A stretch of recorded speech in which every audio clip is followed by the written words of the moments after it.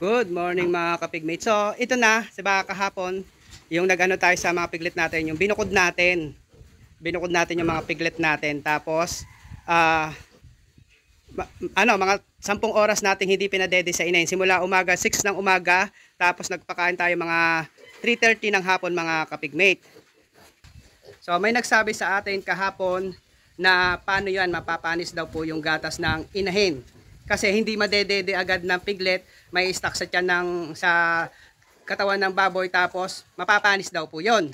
Yon, isa po sa masasagutin natin ngayong araw na to. Tapos mayroon din po na mga kapigmate, na yung pinakain ko, ba't ko raw pinakain na maaga yung mga piglet ng Madre de Agua.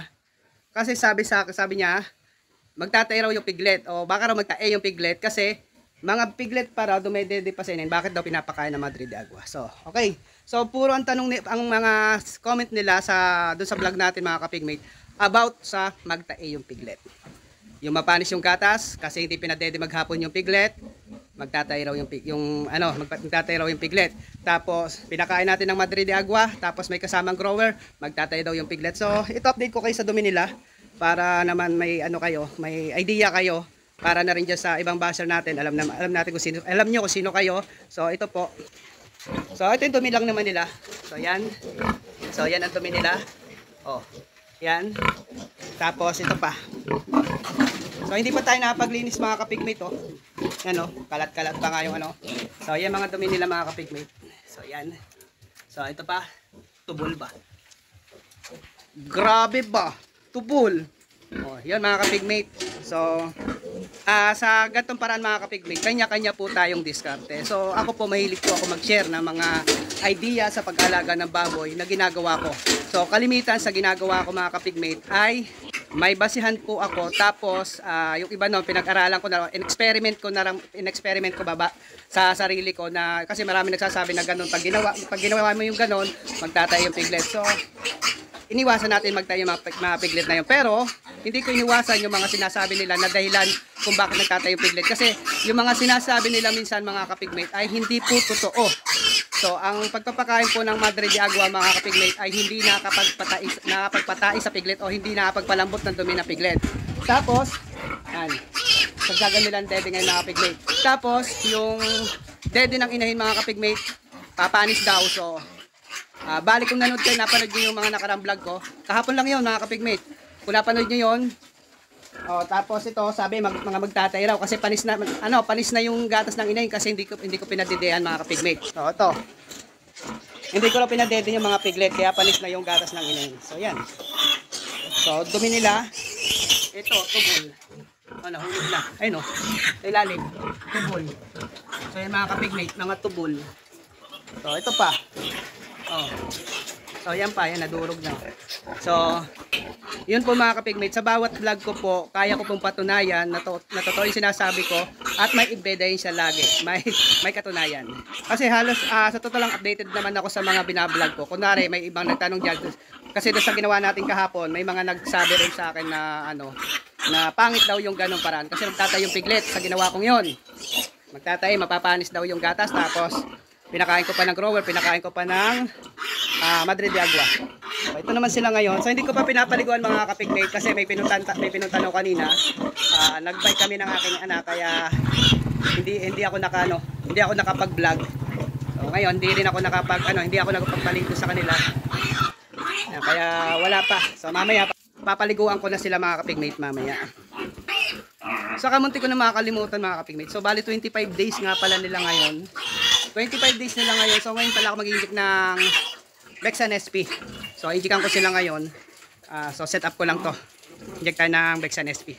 So simulan na natin mga kapigmate. So set up natin. So pakita ko muna sa inyo yung ginagamit kong ito. Bumili tayo ng bago na syringe na pang-bake talaga mga pigmate. So dalawang binili ko. Bali 3 to. So dalawa lang gagamitin natin. So pagpalitan kasi. So ito pang-bake talaga mga kapigmate kasi yung karayom niya, so maliit lang. 1 ml lang to. So itong ginagamit ko pag 1 ml lang kasi yung fiber na syringe ko mga kapigmate ay 20 ml yon. So ito 1 ml lang para saktong-sakto yung sukat. So ito naman yung ginagamit natin, Bexan SP mga kapigmate. So 25 days nila ngayon. So ang pag-inject mo nito sa piglet mga kapigmate, kung makikita nyo yan. Oh, suckling 10 days since birth po yan ha, tapos 25 days. So ngayon 25 days nila since birth, saka mag-inject po tayo nito 1 ml lang po per piglet. So harang-harang muna tayo sa ating mga piglet para mapag-inject tayo ng ayos. So lagay ulit natin tong harang natin. Yan, tapos papuntayin lang natin yung mga piglet natin.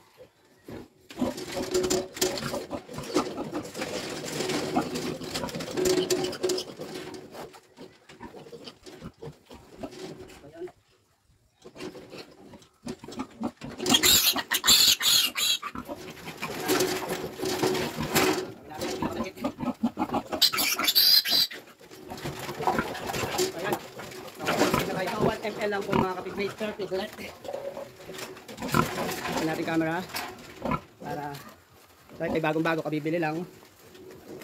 Ngayon pa lang natin mabubuksan. 100 ml to mga kapigmate. Ang price po nito ay nasa, wala naman nakalagay. So 850 po to sa amin. Sa inyo mas mura siguro to, pero dito sa amin mahal. 850 po ang 100 ml nito. So lahat po sila i-indikan natin.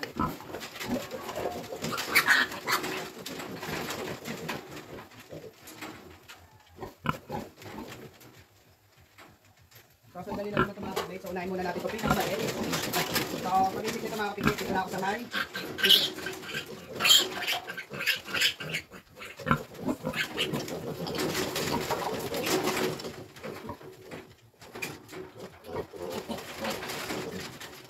so tanggalin nyo lang yung bubbles para siguradong 1 ml.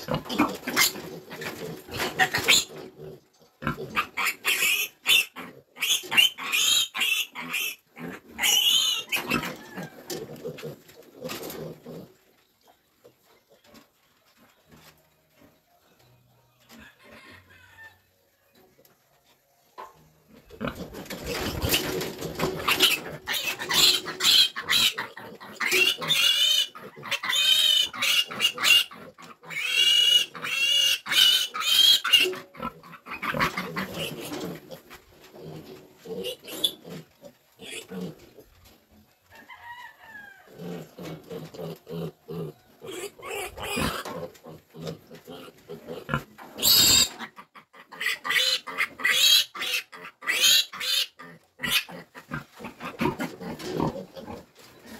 yun natapos na mga kapigmate. So, ito, pwede ko pa ito magamit sa susunod. So, mga 3 gamitan ko ito bago ko itapon. Ano lang, sa maligamgam na tubig, tanglinisan. Ito, maligamgam na tubig natin. Linisan lang natin. Tapos tago ulit natin. Sa vitamins mga kapigmate, umuulit ako ng ganito. Pero kung gamot ang gagamitan ko, sa isang gamitan lang to. Kulang natin. Ayan. So, yun. Tanggalin na ulit natin yung harang natin. Para mapaglaro na sila mga kapigmate. Yan. Okay na. So, mga kapigmate, bale, 25 days nila ngayon. So, yun na po yung huli nating ibibigay na vitamins sa ating piglet. So, sunod na bigay na yun ng vitamins mga kapigmate. 60 days since birth. Doon na ang magbibigay na ng vitamins yung nakabili na sa atin. Kung sino ang mapalad na makakabili nitong ating mga piglet. So, yun lang mga kapigmate. Good morning, good morning. So, nga pala nakalimutan ko, mamaya babalag tayo about sa pinakain natin ng grower sa lactating. So, day 2 na pagpapakain natin ng lactating sa grower, may naglandi ng isa doon sa 3. So, yun lang mga pigmate.